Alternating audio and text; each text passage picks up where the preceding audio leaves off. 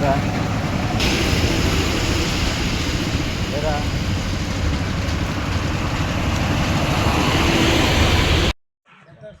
అయితే ఉన్నారు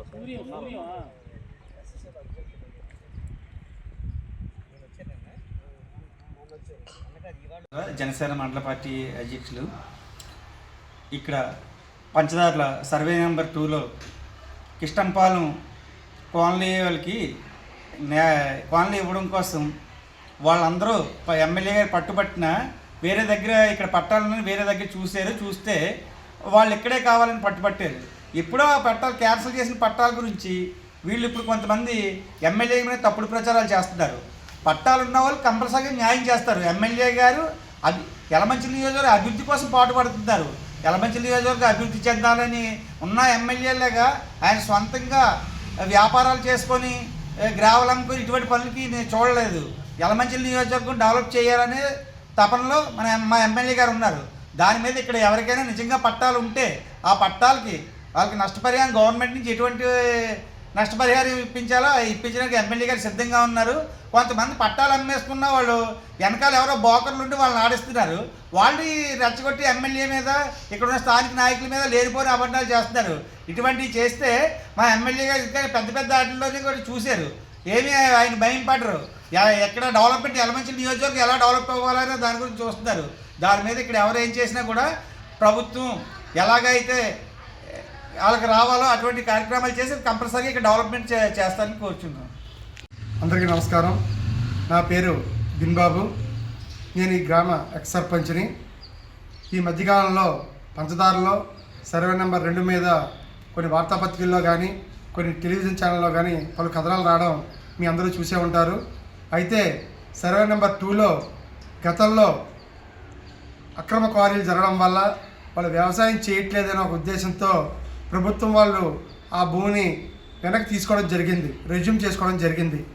అయితే రెజ్యూమ్ చేసుకున్న భూముల్ని ఏపీఐసి వారికి కేటాయించి అందులో ఇళ్ల కాలనీలు కృష్ణంపాలెం వాళ్ళకి అలాగే సీతపాలెం వాళ్ళకి కేటాయించడం జరిగింది.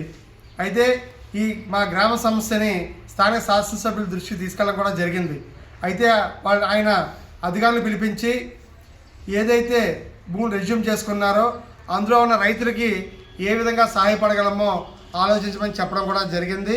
దాని మీద అధికారులు కూడా వాళ్ళకి ఏ విధంగా సాయం చేయాలన్న విషయాన్ని ఆలోచిస్తున్నారు. కొంతమంది ఎవరైతే ఆ భూముల్లో అమ్మకాలు చేశారో అనాథరైజ్గా లేఅవుట్లు వేసి అమ్మకాలు చేశారో ఆ బ్రోకర్లు కొంతమంది ఈ అమాయక రైతులని రెచ్చగొట్టడం కూడా జరిగింది. ఇలా రెచ్చగొట్టి వాళ్ళని ప్రభుత్వానికి వ్యతిరేకంగా చేసి వాళ్ళని అవసరాలకు వాడుకోవడం జరుగుతోంది.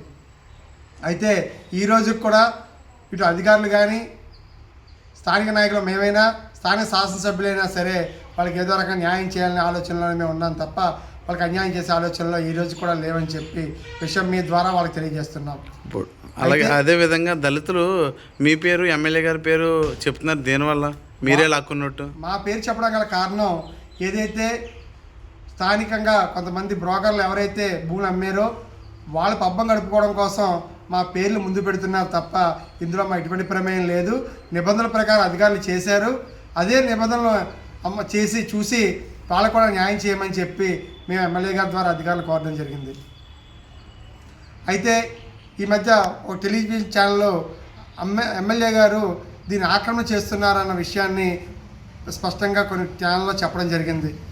ఇందులో ఎమ్మెల్యే ఎటువంటి ప్రమేయం లేదు, ఉండబోదు. ఇలాగే గతంలో ఒక పేపర్ రాస్తే దాని మీద డిఫర్మెంట్ షూట్ వేయడం జరిగింది.